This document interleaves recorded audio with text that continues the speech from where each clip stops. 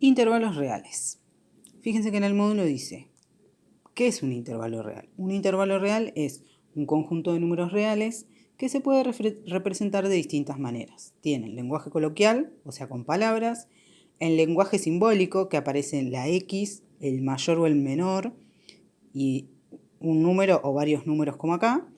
El intervalo propiamente dicho, que tiene dos números o un número de infinito, paréntesis o corchetes, y en la recta numérica. Vamos a hacer un ejemplo que no esté en el módulo.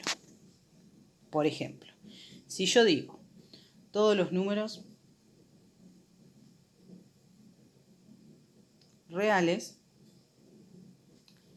mayores que 3 y menores o iguales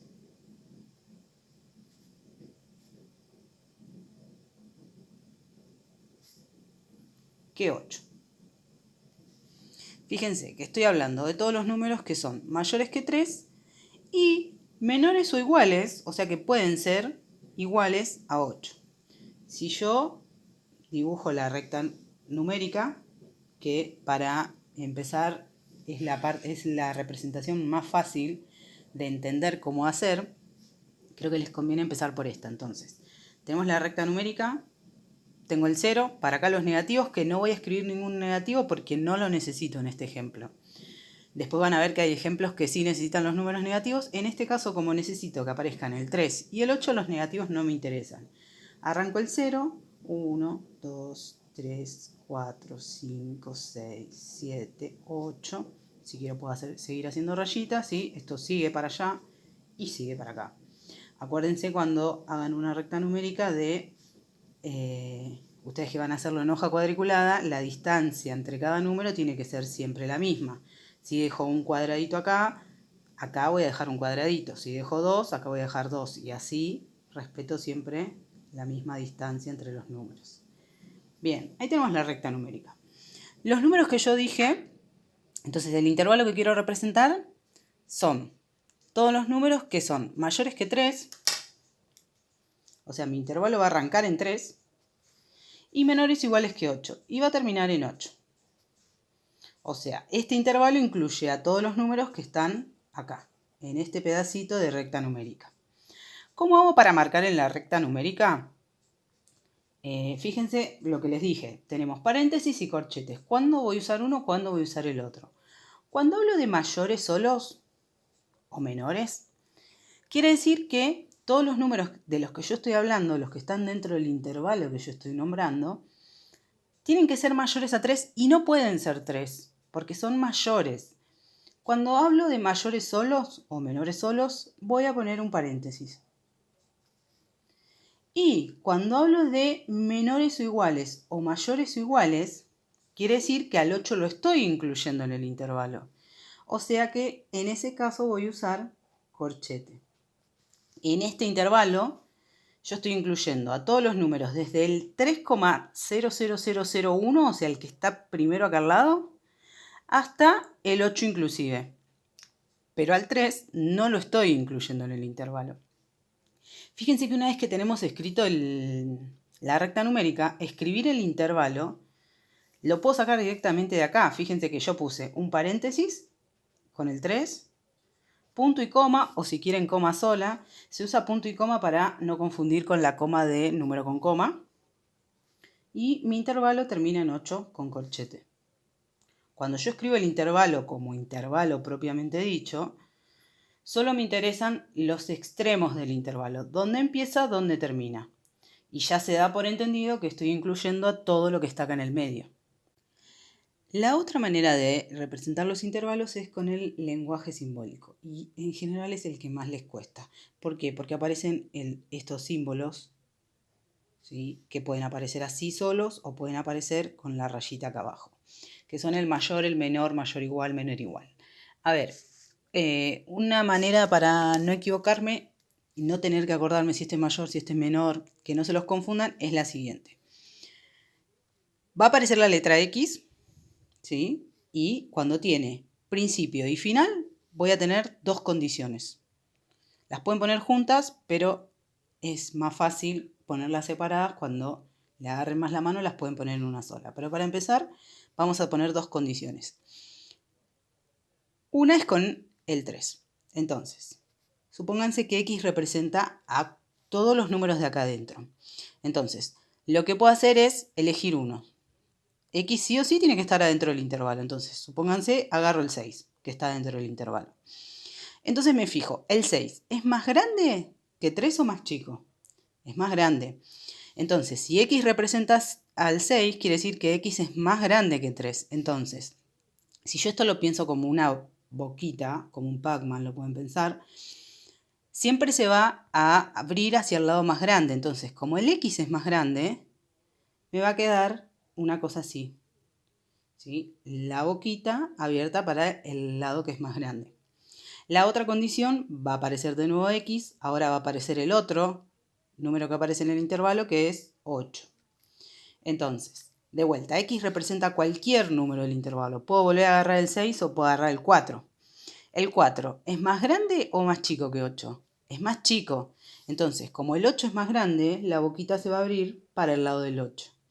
Y acá, como tenía menores iguales, le agrego la rayita de acá abajo. Fíjense que si yo tapo esto, me queda un igual chuequito.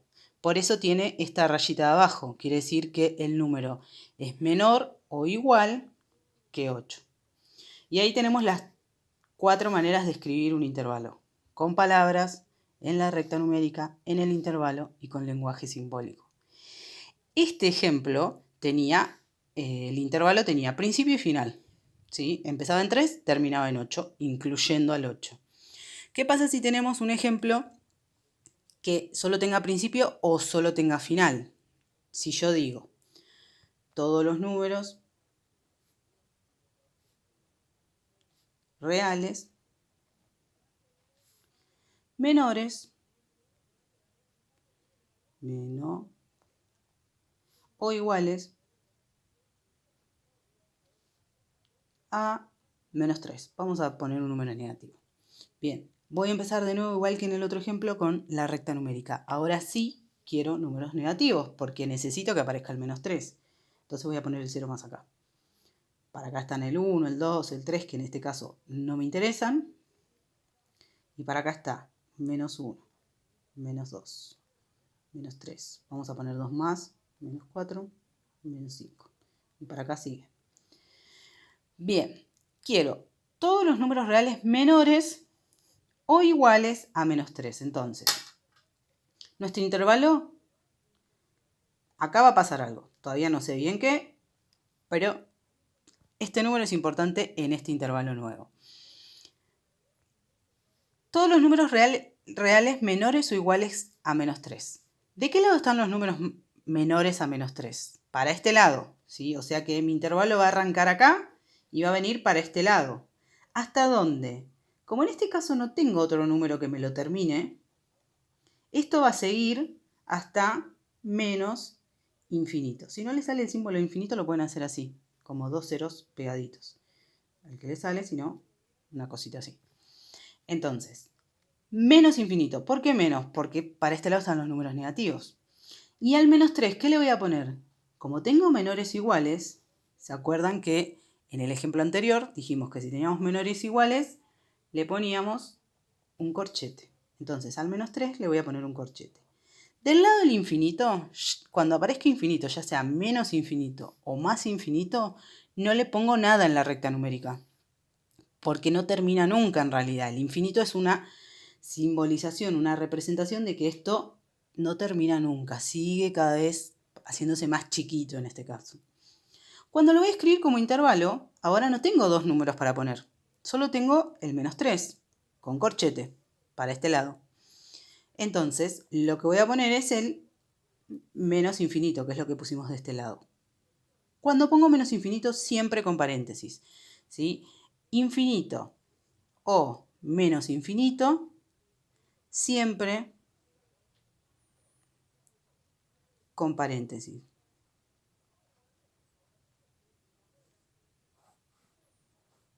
Siempre. ¿Por qué?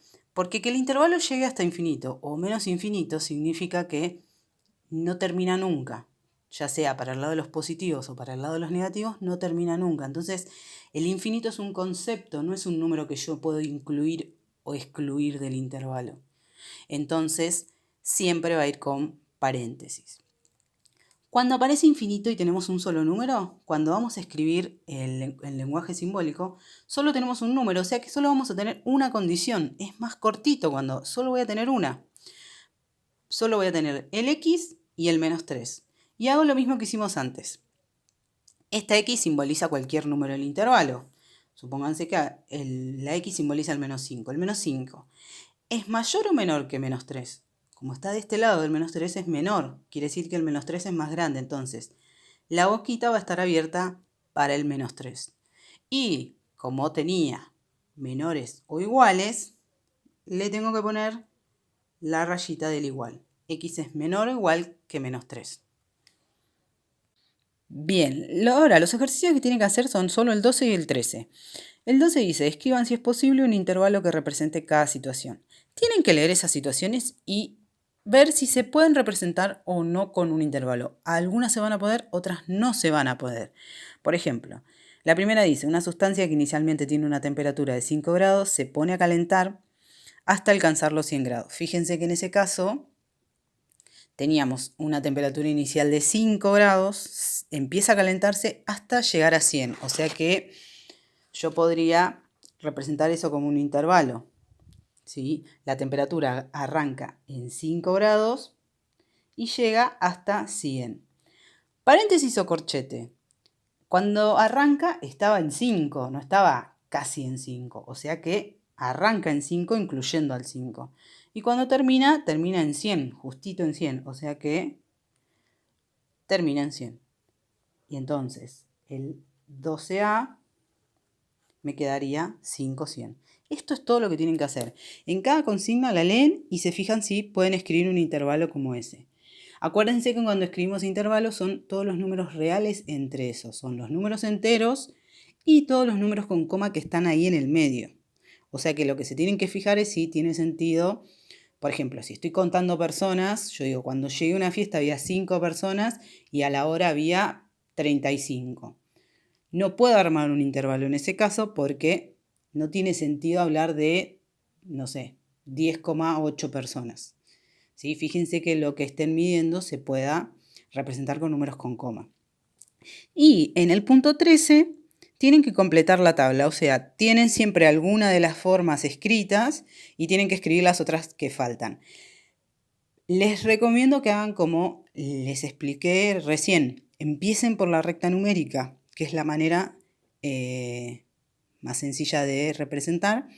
Después paso a intervalo y el lenguaje simbólico, que en general es el que más les cueste, déjenlo para el último cuando ya tienen las otras 3 representaciones.